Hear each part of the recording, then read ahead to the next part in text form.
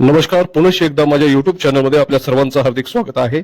तर बघा, दिनांक 25/8/2025 रोजी टप्पा अनुदान व नव्याने 20% अनुदानास पात्र घोषित करण्यात आलेल्या शाळा या संदर्भामध्ये शासनानं एक शासन निर्णय निर्गमित केलेला होता आणि त्या शासन निर्णयाची अंमलबजावणी करण्याकरिता दिनांक 27/2/2026 रोजी एक पत्रक निर्गमित केलेलं होतं आणि त्या पत्रकाचं स्मरण म्हणून दिनांक 20 मार्च 2026 रोजी शिक्षण संचालनालय माध्यमिक व उच्च माध्यमिक यांनी एक पत्रक निर्मित केलेलं आहे। हे पत्रक नेमकं काय आहे हे जाणून घेण्याच्या अगोदर जर आपण या YouTube चॅनलवरती नवीन असाल तर चॅनलला सबस्क्राइब करून घ्या आणि अशाच प्रकारचे नवनवीन GR असतील, शासन निर्णय असतील किंवा शैक्षणिक बातम्या असतील ही माहिती जाणून घेण्यासाठी या चॅनलला सबस्क्राइब करा। तर नेमकं हे पत्रक काय आहे, हे स्मरण पत्र काय आहे, तर बघा, प्रति विभागीय शिक्षण उपसंचालक सर्व, शिक्षणाधिकारी माध्यमिक, जिल्हा परिषद सर्व, शिक्षण निरीक्षक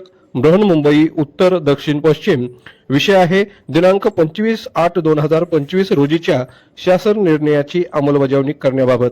शासन निर्णय दिनांक 25/8/2025 अन्वये टप्पा अनुदान व नव्याने 20% अनुदानास पात्र घोषित करण्यात आलेल्या शाळा वर्ग तुकड्या संदर्भात शासन निर्णयातील अटी व शर्तीनुसार कार्यवाही करण्याबाबत आपणास निर्देश देण्यात आलेले आहेत।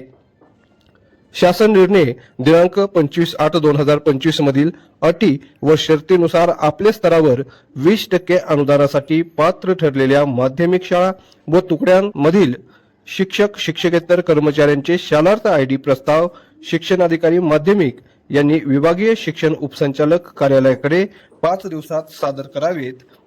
विभागीय शिक्षण उपसंचालक यांनी प्राप्त शालार्थ ID प्रस्तावाची पडताळणी करून 10 दिवसात संबंधित शिक्षक शिक्षकेतर कर्मचाऱ्यांना शालार्थ ID देण्याची कार्यवाही आपणास वरील पत्रक जे 27/2/2026 रोजी एक पत्रक काढलेलं होतं, या पत्रान्वये कळवण्यात आलेलं होतं। सदर प्रकरणी आपल्या स्तरावर करण्यात आलेल्या कार्यवाहीचा अहवाल संचालनालयास सादर करावा। तसेच शालार्थ ID अभावी 20% अनुदानासाठी पात्र शिक्षक शिक्षकेतर कर्मचारी यांना वेतन अदा न झाल्यास त्याची सर्वस्वी जबाबदारी आपली राहील याची नोंद घ्यावी। डॉक्टर महेश पालकर, शिक्षण संचालक माध्यमिक व उच्च माध्यमिक।